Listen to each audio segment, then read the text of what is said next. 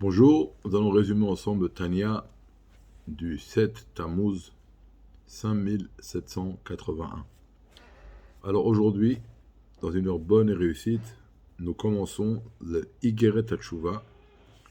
Le Admour Azaken commence ces 12 chapitres avec le mot Tania pour le même but pour lequel il a commencé le Tania avec le mot Tania, qui est, comme c'est écrit, qu'il y a une clipa spirituelle qui s'appelle Tania, qui s'habille dans le cœur de ceux qui étudient la Torah, pour les empêcher d'étudier la profondeur de la Torah. Et lorsque l'Admour Azaken commence son livre avec le mot Tania, il vient briser cette force du mal. C'est exactement ce qu'il est en train de faire ici, pareil. En tout cas, c'est pas le sujet, c'est juste une petite parenthèse. L'Admour Azaken ramène que dans la Gemara de Yoma, il y a trois cas qui sont ramenés. Et dans ces trois cas-là, on explique comment il va avoir la kapara et il faut également faire tchouva. C'est quoi kapara? Kapara, c'est pas seulement que Dieu va nous pardonner la faute, il va pas nous punir. Non. Kapara, c'est qu'on va faire, il va avoir, quand la faute est faite, elle crée une tâche, un lichlour, un ketem, un endommage de la neshama, et la kapara, c'est que cette chose-là ce dommage-là va être effacé. Que cette tâche-là va être complètement effacée.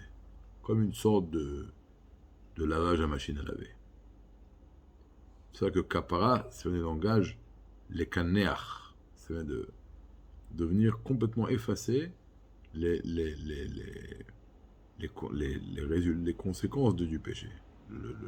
La tâche qu'il y a sur l'âme à cause du péché. Alors il dit, si un homme a transgressé une mitzvah positive, il aurait dû faire une mitzvah, il ne l'a pas faite. Et il demande pardon à Kadosh Baruch Hu. Alors demander pardon à Hachem, c'est pour ne pas être puni. Quand je fais un péché, je suis un rachat, donc je suis passible de punition. Quand je dis à Dieu pardon, je fais tchouva, alors je ne vais pas être puni, je ne serai plus rachat. Alors, qui dit, quand je demande pardon à Dieu, il va me pardonner tout de suite. Mais pourquoi il me pardonne tout de suite? Pas parce que c'est pas grave. Je vais vous expliquer un truc. Une chose, pardon. Regardez. Si par exemple, quelqu'un me demande de venir, le roi me demande que demain matin, dans sa chambre, la lumière soit allumée de 6h à 9h. Et moi, je me suis levé à 9h05 et je ne l'ai pas fait. Je ne l'ai pas fait. Alors, quand je vais demander pardon au roi, le roi va me pardonner.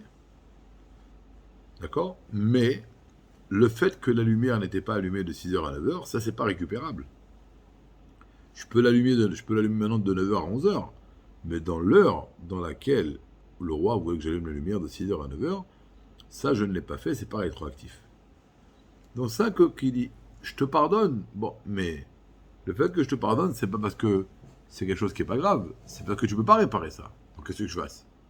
Donc je te pardonne, je te punirai pas, mais en tout cas, la lumière de Dieu que t'aurais dû faire descendre dans le monde, si oui, tu avais accompli cette mitzvah, alors là, tu n'as pas fait descendu. Et ça, c'est pas rétroactif. Maintenant, si j'ai transgressé une mitzvah, donc c'est pour ça, le fait qu'il est écrit que lorsque j'ai transgressé une mitzvah positive et je demande pardon à Dieu, Dieu me pardonne immédiatement, ça doit en aucun cas nous laisser croire que ah bon, bah, transgresser une mitzvah positive, c'est pas très grave, la preuve c'est que Dieu me pardonne immédiatement. Non, pas du tout. Dieu il me pardonne, il ne va pas me punir. Mais il n'a pas le choix, parce qu'il n'y a pas de capara. Je ne peux pas réparer le dommage que j'ai fait. C'est un dommage qui est irréparable. Et donc, il n'y a pas de capara.